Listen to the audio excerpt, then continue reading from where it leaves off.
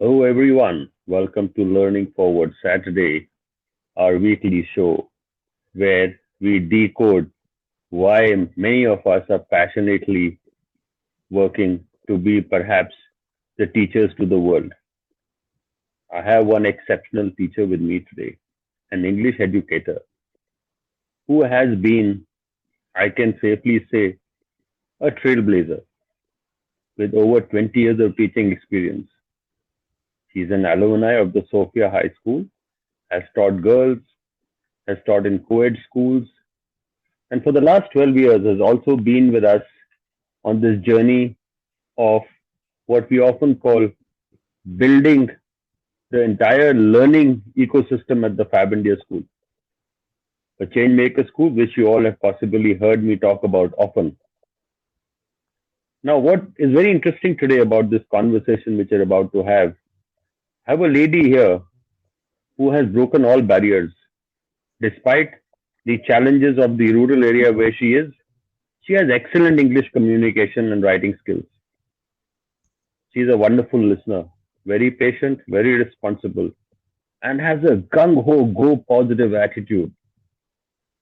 An educator who works for the growth of students and whose dedication to work beyond the walls of the classroom is phenomenal.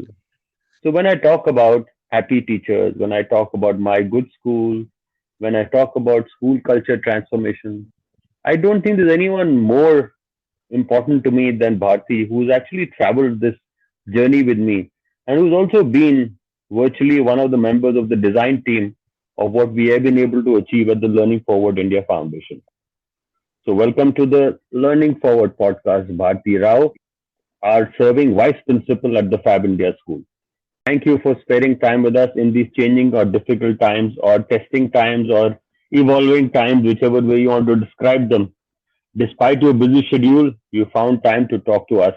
Share with us what is the fuel behind your passion for education. My passion for education started when I was a small girl. Coming from a rural background, and when I talk about my education, means a long back ahead when girls were not allowed to study.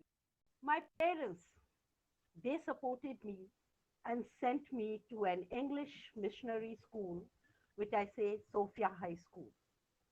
I feel looking back, I say that really, and that was my passion for education.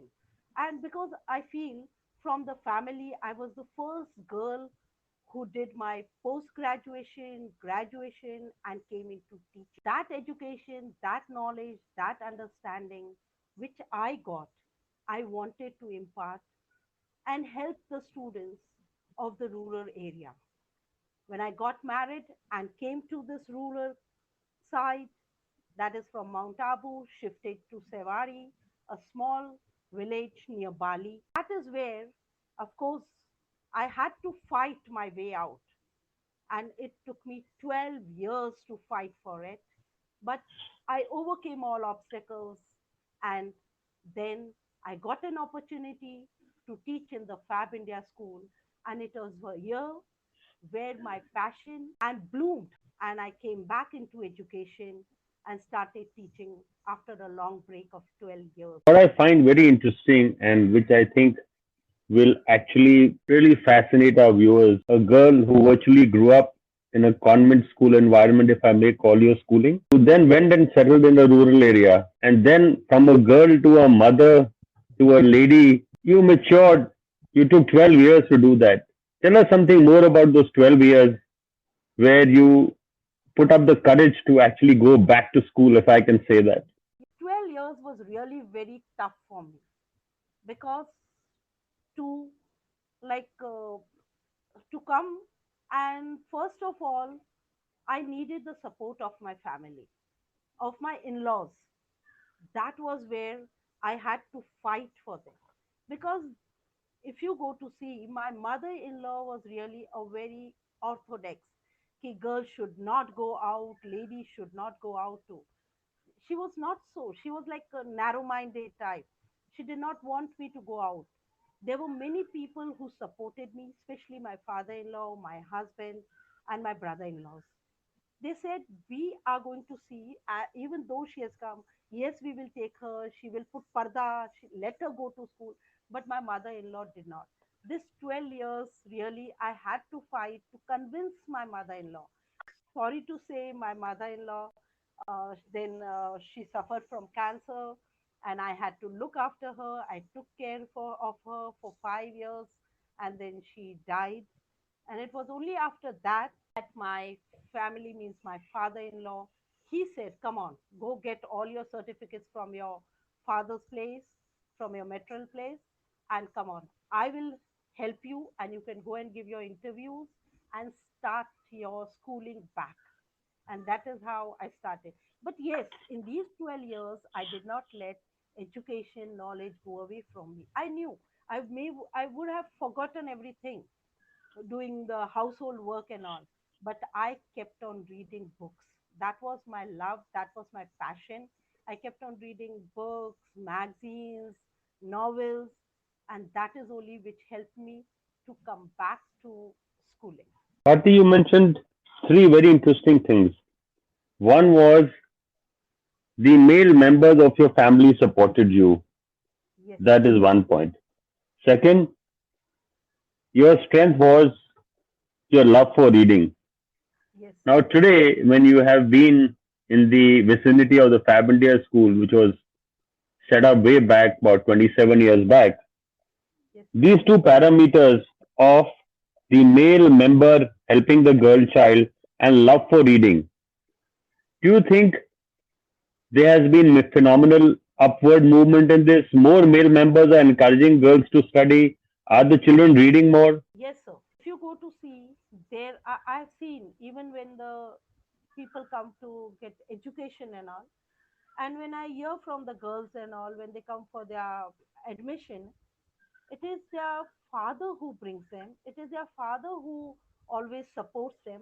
So I have seen that till today, though if we go to see way back, there is something similarity, but yes, the males are more supporting the girl education than the females.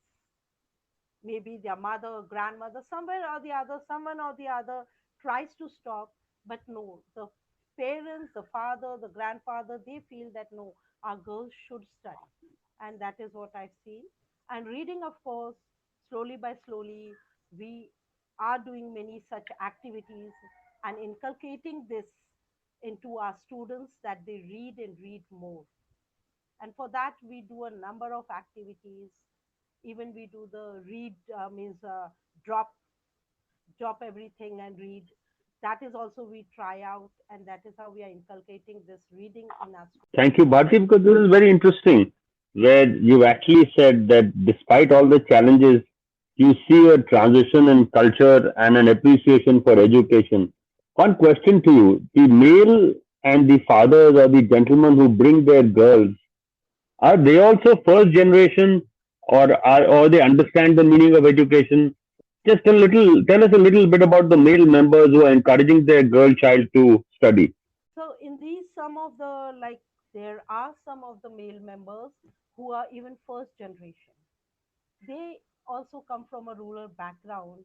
Maybe some of them may be farmers, some may be even laborers, some may have not studied, maybe even their education was just like they know how to sign or something, that much only. Means they have studied like 10th, 8th, then they have gone to business, maybe due to their financial problems or something. Yes, there are many people who are educated and they support their girl child, and there are people who are the first generation, yet they are also supporting their girl child. Maybe many times it is that the girl child is only the first generation who's going to come in. Wonderful. Raising a toast to the spirit of the girl child being the agent of change. And I see that girl child in you, which is alive.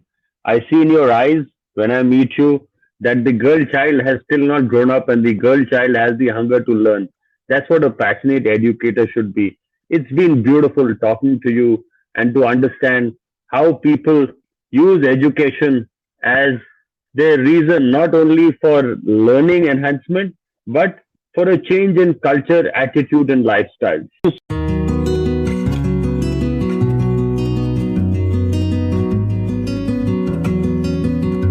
been wonderful working with Learning Forward, more so because I've had the golden opportunity of being the founder as well as the sponsor and the first chairperson of Learning Forward India. It was indeed an honor and privilege to stitch together the affiliate and bring in hundreds of people from all over the country as our members. In 3 years, we've come a long way. We have worked with a few dozen schools. What's most beautiful about Learning Forward is they are committed to raising the bar for the teaching and learning profession. And we as an affiliate strongly support that. And Learning Forward is but a natural step for everyone in life. The affiliate has to live by the spirit of Learning Forward. And John, not just be in design and policy, but in terms of purely connecting with the educators and helping them appreciate what they are doing. Affiliation is more about appreciating the spirit of learning. To understand the global implication of education, you must become an affiliate.